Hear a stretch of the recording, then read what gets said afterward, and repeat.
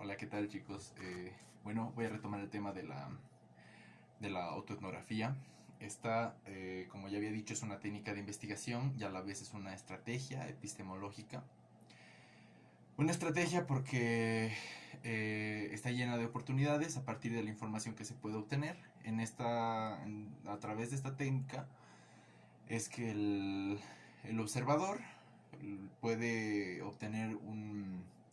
puedo tener herramientas de análisis sociocultural en las cuales el, el investigador mismo funciona como autor de estas funciones, de esta coyuntura cultural que tanto está queriendo analizar, ¿no?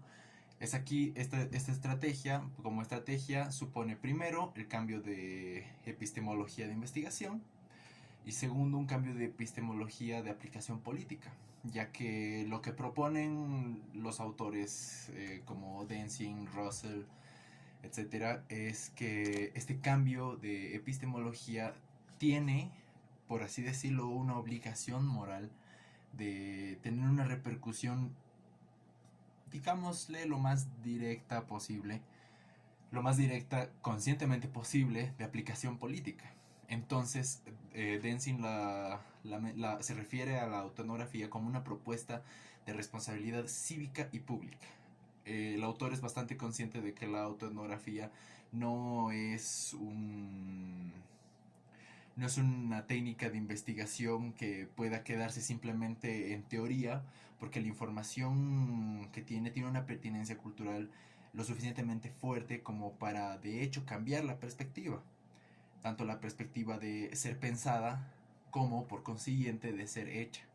Entonces, esta propuesta de responsabilidad cívica y pública gira en torno a aquellos considerados problemas, lo que nosotros vemos como injusticias o demás relaciones de desigualdad, relaciones verticales, digámosle.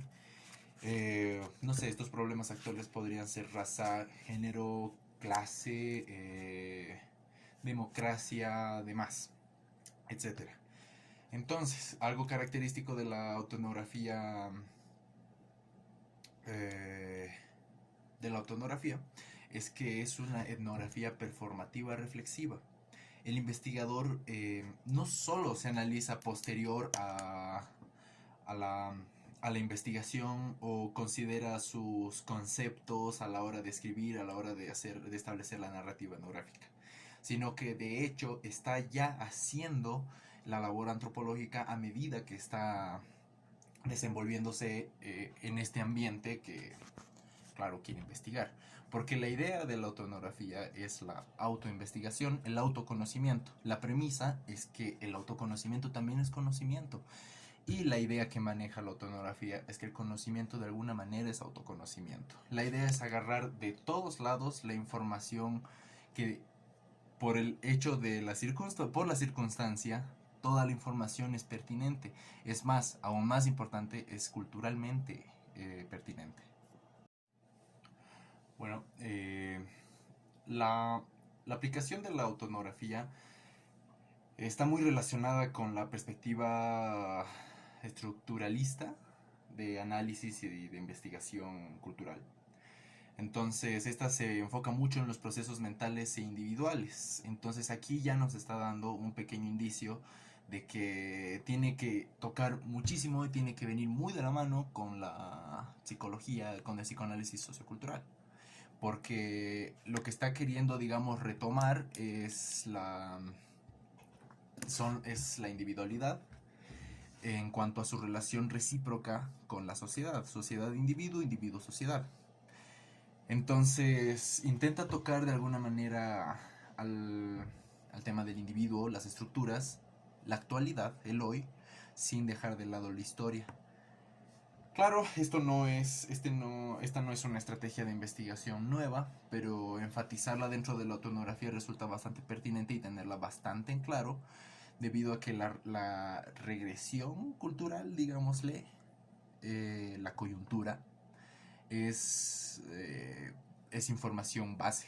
Entonces, la idea es establecer una conciencia de coyuntura, no solo desde aquello que estamos investigando, sino desde donde nosotros estamos viendo aquello que estamos investigando. Una coyuntura de todo el bagaje conceptual que nosotros manejamos para ver las cosas y para sentirlas. Ahí está el toque de la psicología, que precisamente la autoetnografía procura irse, o aparenta, irse bastante al tema de las emociones. O bien yo lo estoy considerando así porque ese es un tema que tan tocado no está con una antropología que por lo menos aquí es generalizadora. Y bueno,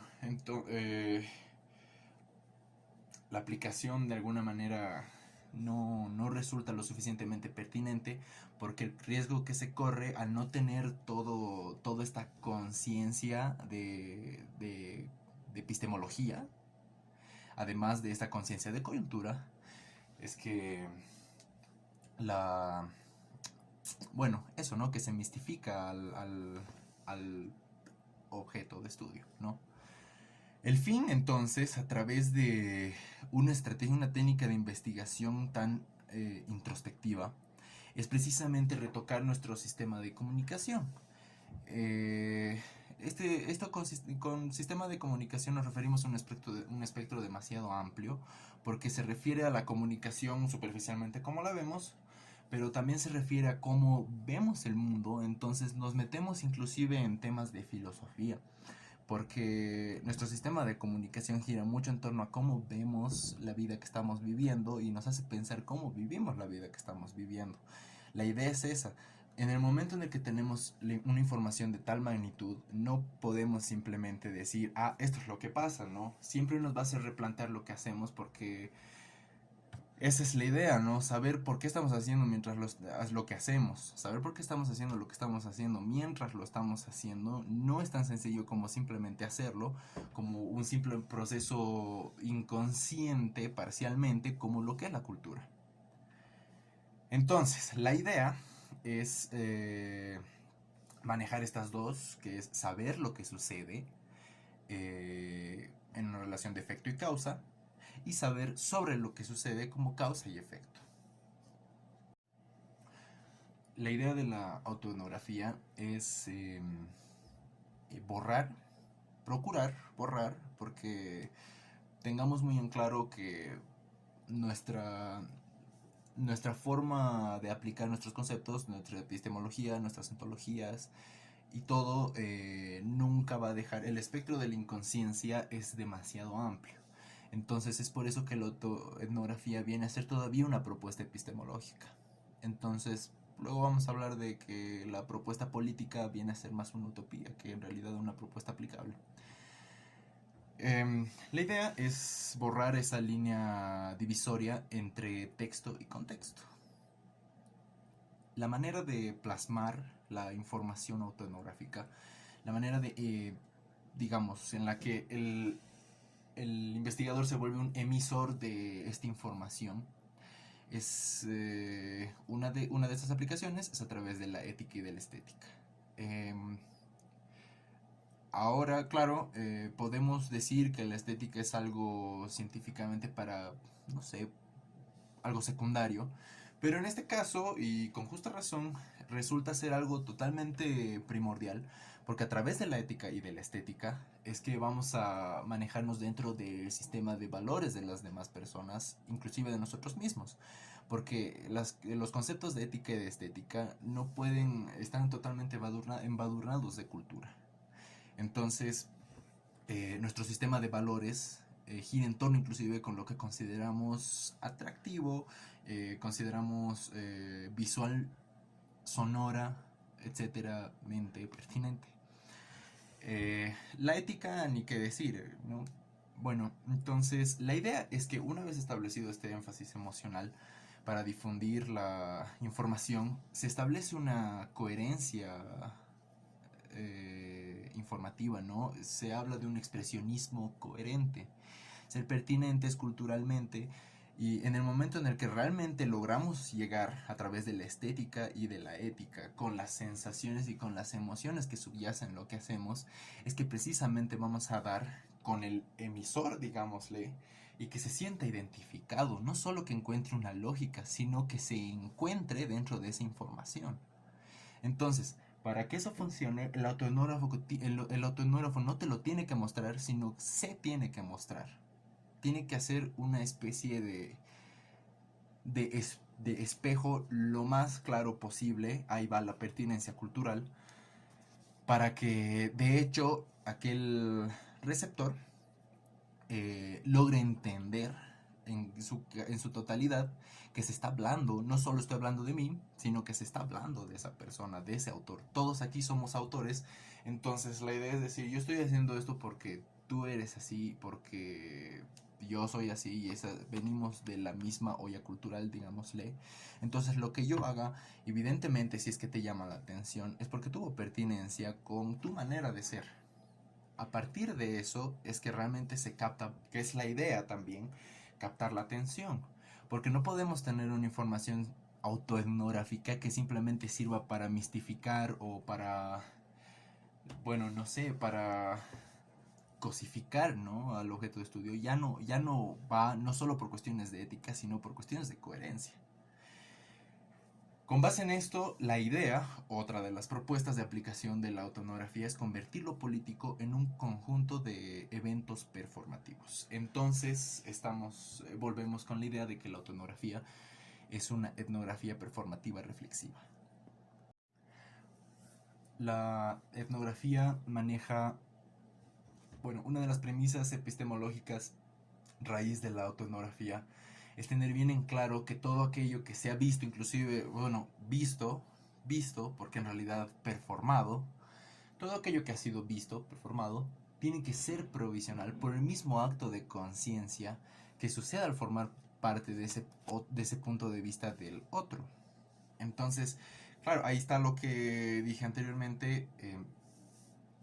Cuando estableces una conciencia de cualquier actitud que de hecho tenga una pertinencia con nosotros, porque ahí está la concientización, estoy siendo redundante, desde el momento en el que concientizamos algo nosotros no vuelve a ser igual. Entonces ha cambiado inmediatamente en el momento en el que lo hemos concientizado. No importa que se siga aplicando dicha praxis, el hecho de saberse, digamos, le da un pequeño alto a la actitud simplemente superficial y abre el campo a la reflexión.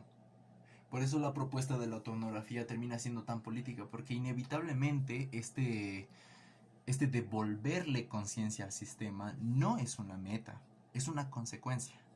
Ese es el poder de la autonografía. Bueno, la antropología se muestra también bastante, digámosle, acostumbrada a mostrar sus productos a través de la narrativa literaria, lo escrito. Sin embargo, la producción audiovisual, que es de lo que voy a hablar enseguida, también ayuda demasiado porque ofrece ofrece un método performativo de, de plasmar esta información autoetnográfica. Y sale mucho más fácil, de hecho, sí, sale mucho más viable este tipo de producciones audiovisuales o simplemente visuales para plasmar información de autoconocimiento. Porque si lo ven así, una producción artística tiene sus raíces en la autoobservación o en la observación crítica u observación crítica. Y bueno, ahí vuelvo con lo que he dicho, conocimiento viene a ser autoconocimiento y viceversa. Voy a hablar voy a ejemplificar con tres productores de películas autoetnográficas. Uno es Sadie Benning, el otro es George Kuchar y Jonas Mekas. Bueno, voy a recalcar que la producción autoetnográfica tiene que ser especialmente performativa. La información que vayamos a plasmar como autoetnógrafos ya tiene que ser sentida, tiene que ser comprendida dentro de la circunstancia cultural. No podemos salirnos, no podemos estar viéndolo desde otra temporalidad, porque la idea de la autoetnografía es vislumbrar nuestro presente y nuestro pasado, en aras de un futuro hipotético, claro, porque la aplicación política de la autoetnografía no deja de dar ideales utópicos. Nuevamente, la autoetnografía es una propuesta. Hablando de Jonas Mekas, bueno, la producción cinematográfica de Jonas Mekas es sobre todo melancólica. Su autoobservación viene a ser melancólica, escrutando emocionalmente en el pasado. Ahí está lo melancólico. A través de imágenes que ha ido recopilando y plasmando, digámosle, actualmente, ¿no?, para su producción. La única diferencia de esta producción llena de imágenes pasadas es darle la pertinencia a través del sonido, a través de la música, poniendo un soundtrack actual sobre cosas que ya han pasado. Entonces, la idea de manejar la melancolía más o menos viene con el discurso etnográfico de la pérdida de la inocencia y una búsqueda de la libertad a través de la infancia inclusive, porque los personajes que muestra, varias escenas que ha tomado Kuchar, es de gente jugando como niños, corriendo alrededor, con las manos levantadas en alto. Entonces es de esta manera que Mekas performa su infancia, construyendo un mundo complejo en su fantasía de lo perdido. Hay que tener muy en cuenta que la melancolía es un buen método emocional de adquirir inclusive conciencia de coyuntura. Y si bien no conciencia de coyuntura, por lo menos una idea de lo que antes ha sido, una revalorización de lo que es el pasado, ¿no? Entonces, entre otros, bueno, muestra a sus amigos, Peter y Annette, en una de sus películas. Esta película se llama Las reminiscencias de un viaje a Lituania, que está hecha en el 72, con tomas hechas el 71 y unas cuantas de los años 50. Entonces, como decías, a estos sus amigos los muestra como santos, adorando sus habilidades para estar en casa dentro de su cultura. Y de eso, en eso más o menos, es más o menos la base de la melancolía, ¿no? Si es que gira en torno a momentos y a otras personas, esas personas las vamos a medida que pasa el tiempo y la melancolía toma lugar, estas personas empiezan a tener un valor emocional mucho más fuerte por el hecho de hacernos sentir ese en casa dentro de una cultura que, digámosle, no se muestra tan empática con nuestros ideales emocionales. Entonces, la idea que maneja Mekas a través de la performatividad de la infancia es la inocencia y la libertad, salir de la tiranía europea de ese entonces, pero por supuesto el mensaje es mucho más generalizable. No tengo donde, no hay necesidad de especificarlo mucho. Entonces, la espontaneidad de su cine es un cine directo el que maneja Mekas. Es más o menos hace alusión a la infancia, la espontaneidad. Siempre están ubicados en un pasado inaccesible. La melancolía se encarga de vislumbrarnos el pasado como inaccesible de esa manera. Bueno, George Kuchar tiene videos, la producción de Kuchar terminan siendo, además de extensos, según el autor, son cínicos, maneja humor irónico, son irónicos. Kuchar maneja la cámara, bueno, da esa impresión de llevar la cámara consigo a todo lado. Ahí está una buena metáfora, llevar la cámara contigo a todos lados, porque en este caso es el mediador entre Kuchar y la gente, porque Kuchar se siente enajenado a su contexto relacional. Entonces, quien media entre sus relaciones, quien media sus relaciones termina siendo la cámara, dando esa sensación de cobertura infinita y rompiendo con la diferencia entre experiencia y representación. La producción de Kuchar es un poco menos estética. Kuchar se identifica a sí mismo sexualmente más que étnicamente. Sin embargo, su identificación sexual viene a ser un poco más irónica, digámosle, ya que a través de esta identificación él quiere representar sus inseguridades y bueno, en su película Weather Diary, Diarios de Clima, si no lo estoy traduciendo mal,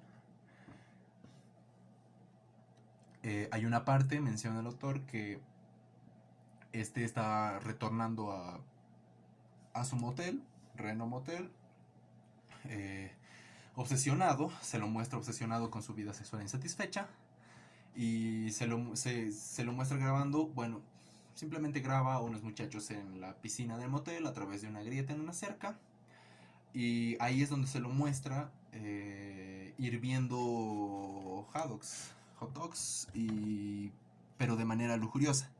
El mensaje, la metáfora es la masturbación, por supuesto. Sin embargo, claro, un montón de productores cinematográficos no han tenido ni actores y demás y performers.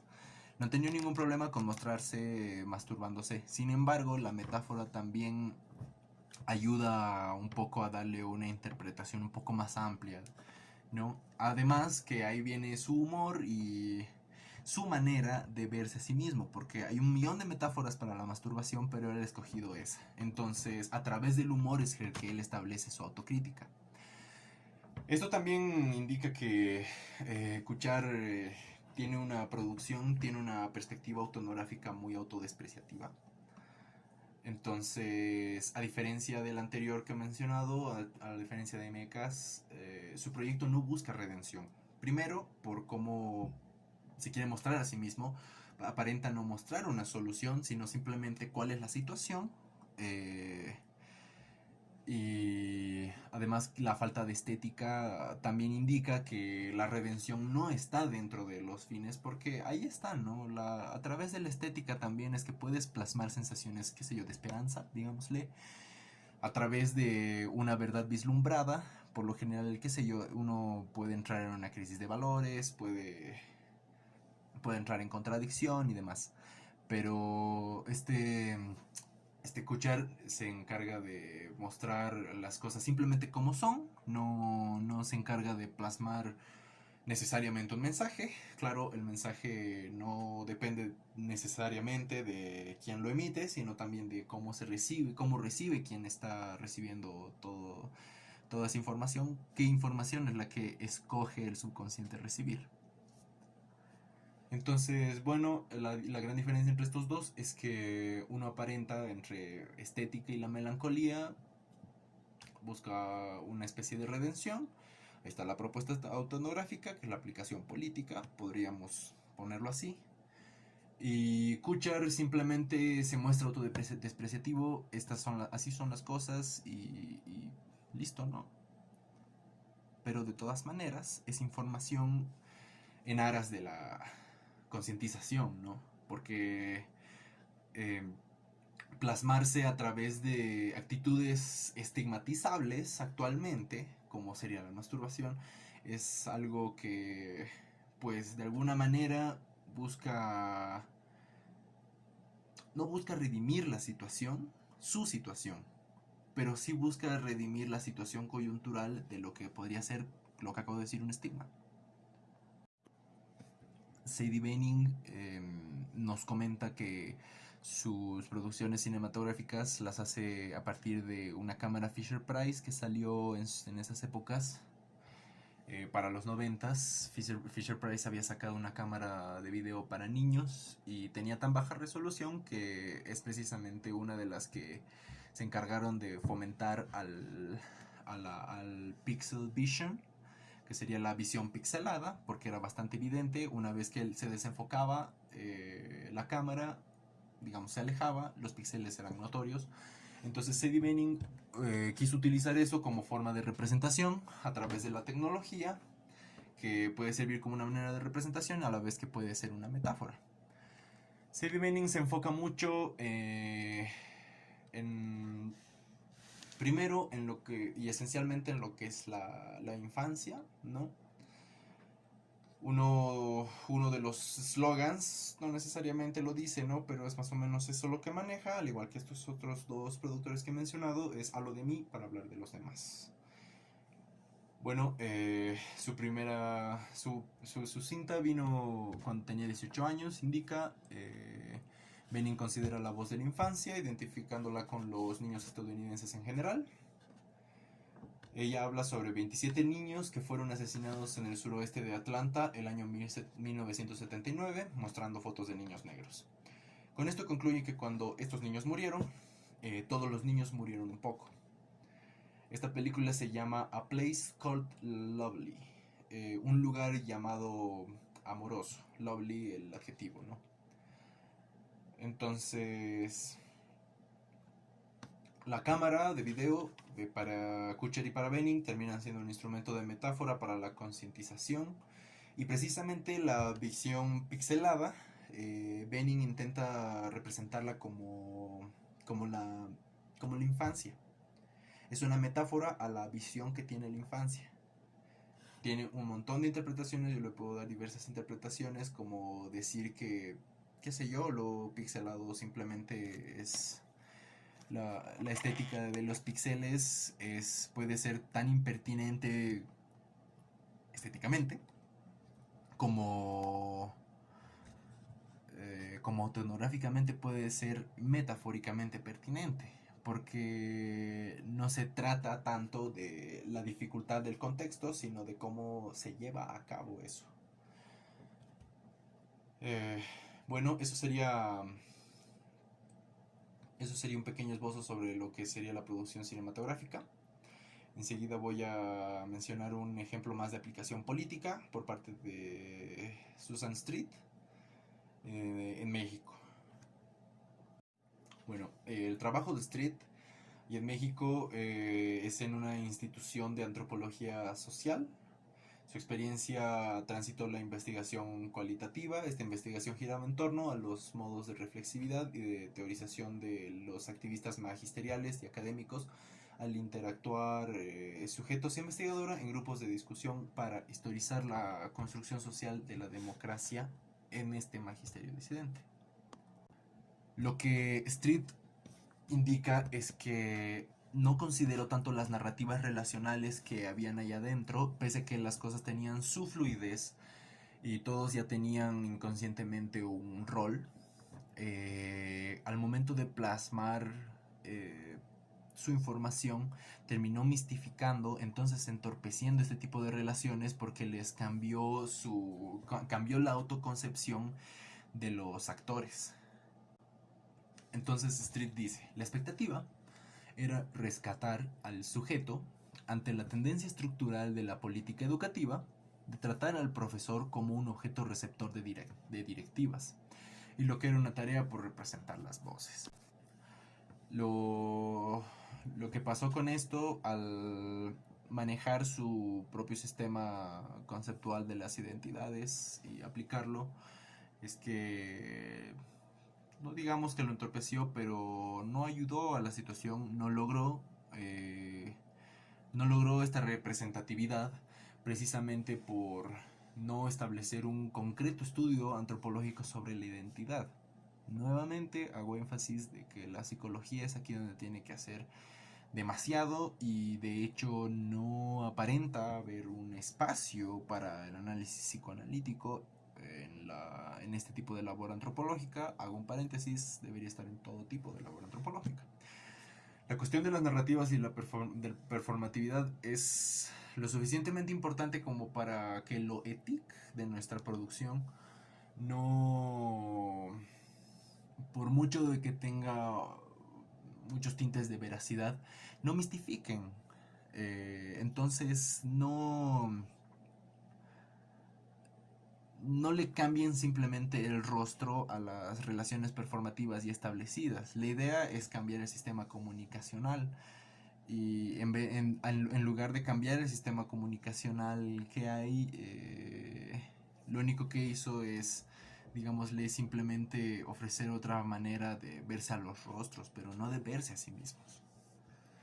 Entonces, indica, la autora concibe una de las trampas epistemológicas de los estudios antropológicos sobre la identidad, que sería concebir la identidad de estos maestros como si esta fuera un evento, en lugar de tomarlo como una serie de narrativas y performatividades. Ahí está nuevamente, la autonografía tiene que enfocarse, tiene que autoubicarse espacio-temporalmente en el presente, y de todas maneras este presente sin falta de conciencia coyuntural. El problema de la representación es el problema de la autorrepresentación. Resulta bastante difícil actualmente y políticamente una aplicación de la autoetnografía, porque como se puede entender con lo expuesto, nuestra concepción de representatividad tiene que venir precedida por nuestra conciencia de autorrepresentación, ¿no? Cómo nos representamos a nosotros mismos y qué papel vamos a jugar al momento de considerar estas representaciones por las cuales vamos a abogar, si es que vamos a abogar, ¿no?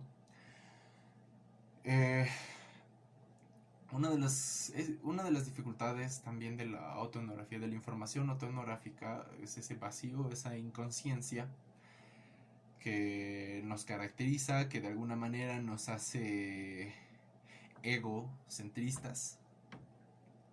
Entonces, uno de los ejemplos que a mí se me ocurren de aplicación autoetnográfica son las relaciones de poder. Nuestra naturaleza como entidades habitantes de este planeta, porque no es una condición únicamente humana, las relaciones verticales, precisamente esa falta de, digámosle, de una empatía amplia de representación hace que la verticalidad no vislumbre todo el espectro informativo cultural. Entonces, ¿qué es lo que puede pasar? En el momento en el que se tiene conciencia de sí mismo es mucho más fácil tener conciencia del otro, y mucho más si se trata de una pertinencia cultural. Cuando se sabe algo de esta magnitud, se puede utilizar. Entonces, la propuesta de la autoetnografía es cambiar el sistema de relaciones de poder, porque vamos a tener un poder para con aquello que estamos observando, tanto los demás como nosotros mismos. Pero el problema es que vamos a tender a hacer que estas relaciones de poder sean poder sobre, ¿no? No es el problema el poder, sino el problema es cómo lo aplicamos nosotros. Si hay algo que contrario mucho a la autoetnografía, es que esta plantea utopías con demasiada inmediatez, esta inmediatez siendo parte de su utopía, porque indican que una vez nos damos cuenta de esto es que van a empezar a cambiar para bien las relaciones que hemos advertido como verticalizadas, injustas, etcétera. Pero la concientización no es un fenómeno, no es un sustantivo, es un verbo, es un proceso. Entonces, en el momento en el que se concientiza una práctica, precisamente tiene que venir el proceso en el que la conciencia, el saberlo y el hacerlo, empiezan a chocar, porque el sistema de valores inevitablemente va a cambiar. Si vamos a cambiar nuestra manera de pensar, vamos a cambiar nuestra manera de sentir y de hacer, entonces también vamos a cambiar nuestra manera de ver a los demás. La utopía política que maneja está bastante sesgada por, digámosle, una desesperación de cambio, de cambio político, por así decirlo. De experiencia propia, la concientización de algo, en mi caso, vino acompañada de crisis, vino acompañada de momentos de negación. ¿Qué más? Vino acompañada sobre todo de la necedad. Nuestra condición humana, la necedad al parecer es una condición humana. Entonces, ¿dónde entra eso dentro de nuestras prácticas políticas, dentro de nuestra praxis política post-concientización? Una de las mejores maneras de cambiar algo que queramos cambiar una vez concientizado es seguir haciéndolo, porque todavía no tenemos las bases emocionales, digámosle, para que el cambio realmente tenga pertinencia, para que realmente tenga lugar. Entonces, la idea que yo manejo es, si es que esa praxis consideramos éticamente ya impertinente, o todavía nos manejamos dentro de nuestra ética y lo consideramos incorrecto, la mejor manera de hacer un cambio realmente contundente es a través de la continuidad de su práctica, pero ya tenemos ese pequeño parche, digámosle, de conciencia, que va a hacer que todo aquello que hagamos precisamente nos haga replantear a medida que lo hacemos. Entonces ahí viene el proceso de una concientización aplicada, porque ahí viene también la lógica del pecado. El pecado está comprendido como la transgresión consciente de un precepto tenido por bueno. No es una actitud inconsciente como para ser considerada pecado. Entonces, claro, nosotros somos conscientes de muchísimas cosas que podemos decir que no van al lugar, pero,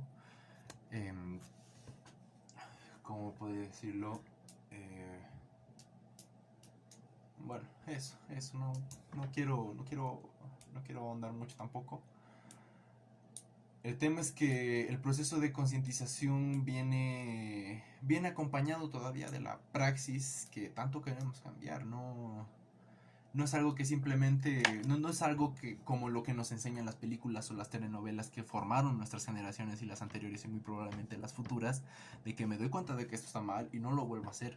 No es así de fácil, porque es toda una serie, toda una cadena de razones que nos hacen hacer lo que hacemos. Y si bien no son razones mentales, son razones emocionales.